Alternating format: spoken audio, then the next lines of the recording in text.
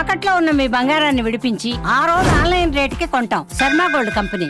ఆంధ్రప్రదేశ్లోని అనకాపల్లిలో ఘోర ప్రమాదం చోటు చేసుకుంది. కోటవురిట్ల మండలం లాసపట్నంలో బాణాసంచ తయారీ కేంద్రంలో భారీ పేలుడు సంభవించడంతో 6 మృతి చెందారు. మరో 7 తీవ్ర గాయాలయ్యాయి. కోటవురుట్ల మండల కేంద్రానికి 3 కిలోమీటర్ల దూరంలో తారాజువుల తయారీకి పేరొందిన ఈ కర్మాగారంలో బాణాసంచ తయారు చేస్తున్న సమయంలో భారీ పేలుడు సంభవించి అగ్నికిలలు ఎగసిపడ్డాయి.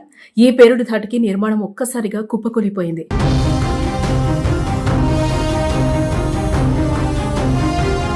పేలుడు తీవ్రస్థాయిలో జరగడంతో మృతుల శరీర భాగాలు చెల్లాచెదురుగా పడిపోయాయి.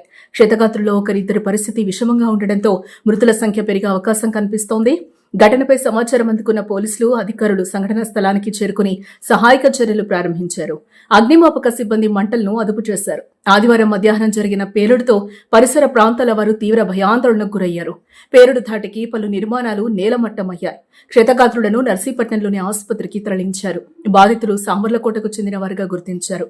భారీ ప్రమాదం జరగడం, ప్రాణ నష్టం జరగడంతో ప్రభుత్వం అప్రమత్తమైంది. ఘటనపై సీఎం చంద్రబాబు దిగ్భ్రాంతిని వ్యక్తం చేశారు.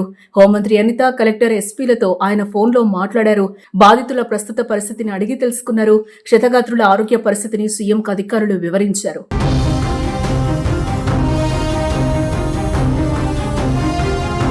అనుమతి లేకుండానే బాణాసంచా తయారీ కోసం ప్రయత్నించడం ప్రమాదాలకు కారణమవుతోంది.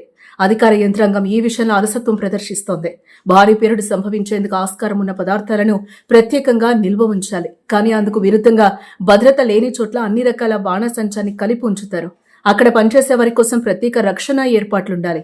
ప్రమాదాలు జరిగితే వెంటనే నియంత్రించేందుకు వారికి అవగాహన కల్పించాలి. అలాంటి ఏర్పాట్లు కూడా ఉండాలి. ఇవేమీ లేకపోవడం ఎక్కువ ప్రమాదాలు జరుగుతున్నాయి. మరి ప్రస్తుతం ప్రమాదం జరిగిన బాణాసంచ తయారీ కేంద్రానికి ఎలాంటి పర్మిషన్లున్నాయి, ప్రమాదానికి కారణం ఏంటి అన్నది బయటకు రావాల్సి ఉంది.